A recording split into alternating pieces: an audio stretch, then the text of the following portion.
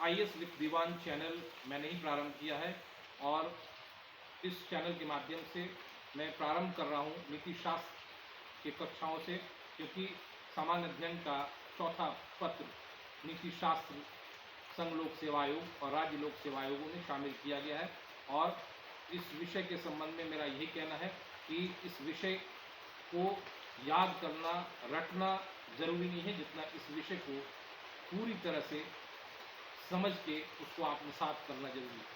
नीति शास्त्र में कई टॉपिक्स हैं, जिसमें पहला टॉपिक है नीति शास्त्र और मानवीय संबंधों में नीति शास्त्र का सार तत्व, जिसमें भी कई उप टॉपिक्स, सब टॉपिक्स हैं। तो सीधे मुद्दे पे बात करते हैं कि नीति शास्त्र की किसी भी कक्षा को प्रारंभ करने से पहले हमें इस बात पर विचार करना जरूरी है कि नीति शास्त्र क्या है।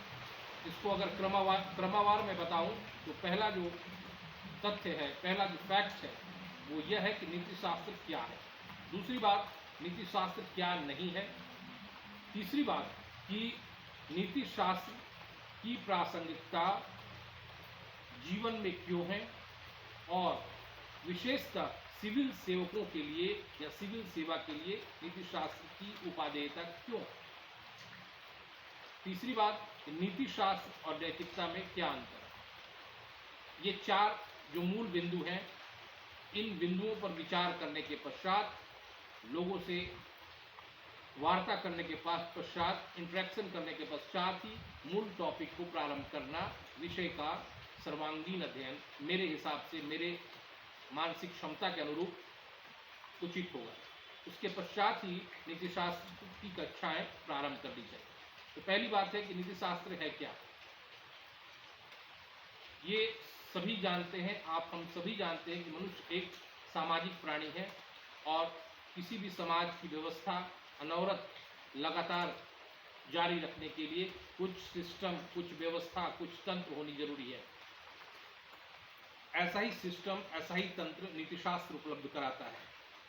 दूसरी बात कि नीति शास्त्र का अस्तित्व कब से है, तो जब से मानव सभ्यता का अस्तित्व है। और इसी से रिलेटेड, इसी से संबद्ध एक दूसरा मुद्दा है कि क्या नीति शास्त्र किसी की भावना है, क्या नीति शास्त्र नैतिकता है, क्या नीति शास्त्र धर्म है, क्या नीति शास्त्र कानून है, क्या नीति शास्त्र किसी समाज या संस्कृति से विशेषता संबद्ध है या नहीं है। तो मेरे हिसाब से या विचारकों के हिसाब से नीति शास्त्र इनमें से कुछ नहीं है। नीति शास्त्र एक स्वतंत्र विषय है, एक स्वतंत्र अनुशासन है, जिसकी आवश्यकता मानव जीवन के अनवरत जीवन जारी रखने के लिए है। नीति शास्त्र न भावना है, न नैतिकता है, न धर्म है, न कानून है, न कोई समाज है, समाज संस्कृति विषय से संबद्ध है। तो नीति शास्त्र है क्या। नीति शास्त्र एक मानक, एक तंत्र है, एक वैचारिक तंत्र है, जो मानवीय जीवन, समाज के नियमन, निर्देशन और मार्गदर्शन के लिए बनाया गया है। ये बनाना कोई किसी व्यक्ति ने नहीं बनाया है, बल्कि अगर आप शाब्दिक दृष्टि से देखेंगे तो नीति शास्त्र अंग्रेजी के इथिक्स का रूपांतरण है। इथिक्स शब्द की उत्पत्ति ग्रीक शब्द इथिका से हुई है, जिसका तात्पर्य रीति, प्रचलन या आदत होता है। तो हमारे वैसे आचरण जो हमने अभ्यास के पश्चात सीख लिए हैं, वह नीति शास्त्र के तौर पे लिया जा सकता है।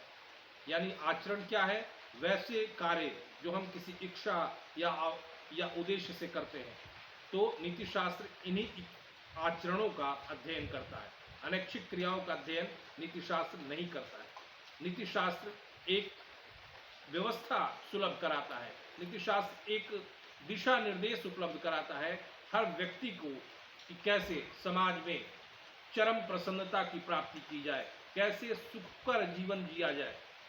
तो नीति शास्त्र का संबंध न भावना से है, न धर्म से है, न कानून से है।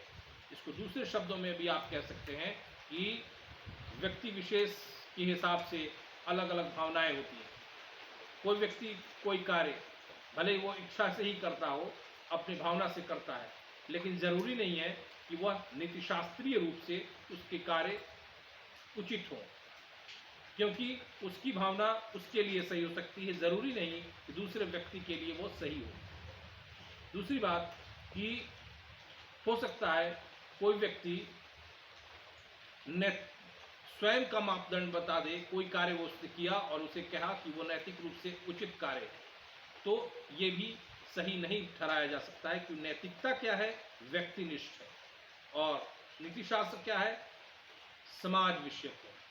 नैतिकता का मापदंड व्यक्ति विशेष इंडिविजुअल तय करता है, लेकिन नीतिशास्त्र के मानक को इंडिविजुअल व्यक्ति विशेष नहीं तय करता है, क्योंकि नीतिशास्त्र का सारा केंद्र बिंदु समाज विषयक है। उसी प्रकार धर्म, बहुत सारे लोग या समाज में सबके जहन में ये बात रहती है कि ये नीतिशास्त्री इसलिए मानक है क्योंकि ये धर्म से उद्बुद्ध है, लेकिन ये गलत चीज है। धर्म के बहुत सारे सिद्धांत नीतिशास्त्री मानकों से लिए जा सकते हैं, लेकिन जरूरी नहीं है कि दूसरे धर्म वाले भी उन मानकों को तवज्जो दें, उनको स्वीकार करें।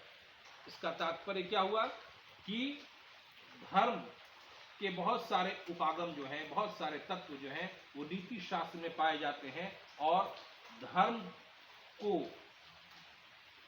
माना जा सकता है कि जो नीति शास्त्रीय मानक है वो धर्म में मिलते जुलते हैं, हो सकता है मिलते जुलते हों, लेकिन जरूरी नहीं है कि एक धर्म वाले जो नीति शास्त्रीय मानक स्वीकार करें वो दूसरे धर्म वाले भी स्वीकार करें।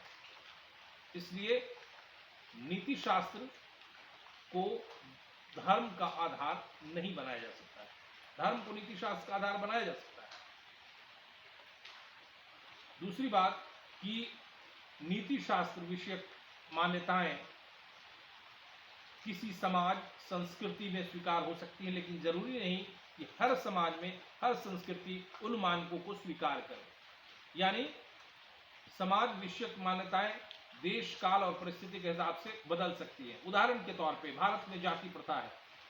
यह जाति प्रथा भारत की सांस्कृतिक उपागम की दृष्टि से उचित हो सकता है, लेकिन नीति शास्त्रीय मानकों के हिसाब से उचित नहीं है। अमेरिका में दास प्रथा, वो भी नीति शास्त्रीय मानकों के हिसाब से उचित नहीं ठहरा जा सकता। तो संक्षेप में हम कह सकते हैं कि नीति शास्त्र आखिर है क्या? तो नीति शास्त्र एक मानक है जो आप व्यक्तिगत रूप से भी उसको तय किया जा सकता है और सामाजिक रूप से भी तय किया जा सकता है। पहले तो आप खुद के अंतर्मन से, खुद के मन मस्तिष्क में ये प्रश्न पूछ सकते हैं कि मुझे क्या करना चाहिए, क्या नहीं करना चाहिए। यानी व्यक्ति को दायित्व और अधिकार दोनों के साथ समाज में रखा जाता है, तो व्यक्ति को इस बात का भी पता है कि उसके कौन से कार्य सामाजिक दृष्टि से उचित है, वो कौन सा ऐसा कार्य करता है जिसका प्रभाव दूसरों पर किस रूप में पड़ता है। तो ये व्यक्ति अपना स्वयं का मापदंड तय करता है कि मेरे कौन से कार्य नैतिक हैं और कौन से नहीं। दूसरी बात, अनुशासन के दृष्टिकोण से भी नीति शास्त्र उन मानकों का, उन संहिताओं का, उन दिशा निर्देशों का अध्ययन है जिससे व्यक्ति किस उद्देश्य से अध्ययन करना चाहता है या करता है कि कैसे सामाजिक, पारिवारिक और व्यक्तिगत जीवन सुखमय हो, चरम प्रसन्नता की प्राप्ति हो, एक सद्भावनापूर्ण माहौल समाज, व्यक्ति के बीच पैदा हो और व्यक्ति का जीवन सुखकर हो। दूसरी बात, नीति शास्त्र को किसी शब्द में बांधना, किसी निश्चित सुस्थापित शब्दों में परिभाषित करना बिल्कुल मुश्किल है। इसका कोई लिखित